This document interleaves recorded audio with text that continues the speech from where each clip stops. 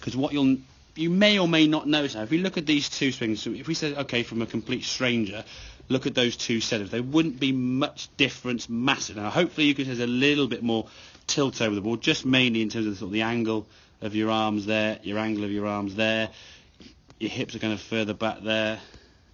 So that kind of this on the right, ones, yeah. This is that was your before on the left. Okay. That's your after. Okay. Visually, it doesn't look much different. Okay, but you're aware hopefully of the weight position now and the distance from the ball. If we actually got a measuring tape and sort of measured from there to there, okay, this on the right hand side would be shorter, but about that much. So visually, it won't always look that different. Okay, you can see the angle. Yeah, the angle you're getting there. So your spine angle's a bit more over the ball, your back is slightly straighter to be fair, but you're able to reach the ground now with that setup. We also discussed the grip, okay? Now you can't see grip from obviously this side, but in terms of your left hand, as we said, it needs to go across the fingers there, but you're not presenting your palm upwards. Yeah. Your palm naturally faces down by your side, kind of into your leg. So when you hold the club, present your hand and palm to that part of the golf club, not underneath, okay? That'll take a bit of practice. What I suggest to anyone who's sort of adjusting or changing their grip slightly, get the club and we can have a talk about the grip position, okay?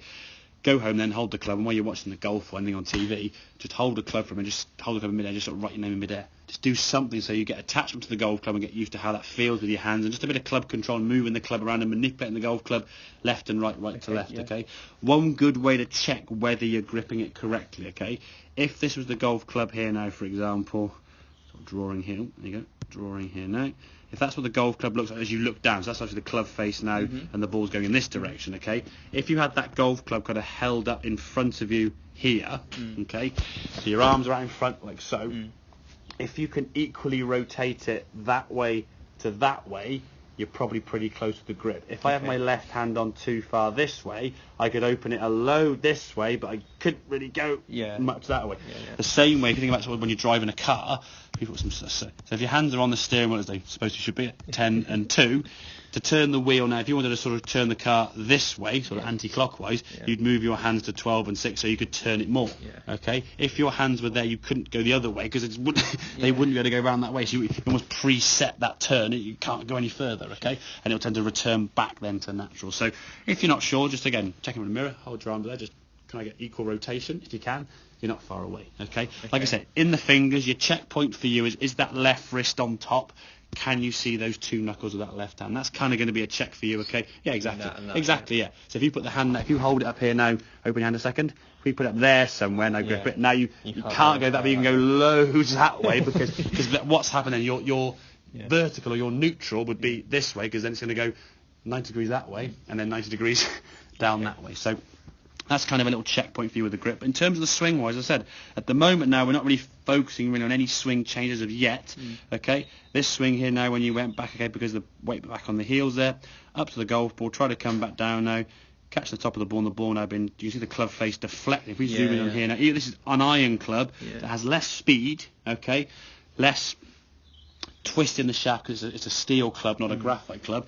You just watch the club and as you strike the golf ball, see how it twists open there? Yeah, sure it did. And that's doing that probably, I know, like that. Whatever that move is, 20 degrees twist with that club. And again, you'll catch it right off the end, so that ball's just going to shoot off to the right. And that's doing that with a less powerful swing and a more stable club.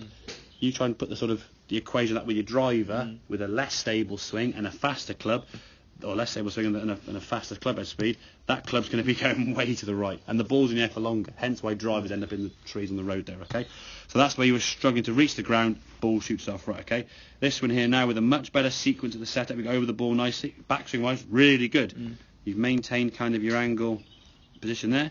You can return back to goal, a little bit of a drop which we'd expect to be fair, but as your club comes back now, we can now try the middle of the golf club. Because you can now reach the golf ball. You're just a little bit nearer. So as we said, because it was on the end. Exactly. It will shoot off to the right more. And then what often happens is when the ball goes off to the right there with that green arrow, people then often try and hit the ball way left, which then pulls the club nearer to them, and it's more of a toey strike, and it's even worse. So sometimes the logical cure creates more of the fault in the first place, okay? But yeah, if we can get that club back to golf ball there now, look at that club as it swings through. It's a lot more stable and there's no rotation. That's a centred strike, you see. It goes off to the right slightly because of the club face a bit open, which we'll discuss obviously next time. But in terms of the movement, it's a much more cleaner contact, okay? And that for me is what we're going to try and do, basically first session, okay? Get yourself in a better position. So your sequence at address is going to generally start from feet together, putting the club down beyond the golf ball, and creating that tilt over the ball with your arms hanging down. So you feel as though reaching the ground is easy peasy, okay? Grip it then with your hand in the fingers, 2 knuckles, and then just kind of set your feet as comfortable as you would do. And generally, we'll find that our feet go comfortably more towards the middle there. If you set your feet first and you're trying to reach down and bend your knees to reach the ground as you made there in the first place, the weight goes back on your heels. And even though, again, you never asked the question before, where's your weight, toes to heels, you kind of felt it middle-ish, but then when you sort of tested it, can you lift your toes? Yeah. Lift your heels? Oh, I can't lift them. Without going forward because your weight was sinking back on the heels. And that basically got you in a position where you were just like, reaching out for the golf ball. So every swing involves some sort of stretch, reach, or whatever. Makes it hard to make contact with the golf ball, isn't it? Because if you're reaching for the golf ball, you've got to try to adjust how much reach. If you overreach, which you could do, you'll thump the ground behind the ball, and each behind the ball, and the mud this time of year, it goes about 10 yards. Okay, not enough reach, and it goes top on the ground. Okay, or you miss the ball completely. Okay, so does that kind of make sense, that sequence there? So just go through that process. Okay, the reason why it's going a bit right now with the strikes is just because the club face and some of the movements through impact. But like, excuse me, like I said, I'd rather you work 100% on getting this setup correct and the ability to find the ground and thus get the ball up in the air. Like I say, level 1, hit the golf ball. We're doing that now. Level 2, get it up in the air. Once that's going up in the air, we'll then learn direction, then we'll learn about distance, and then learn about distance control, because obviously not every shot goes 150 yards, 120 yards. Some go 10, some go 20, some go 50. There's different distances to control, okay? Okay? Yeah. Excellent. Good.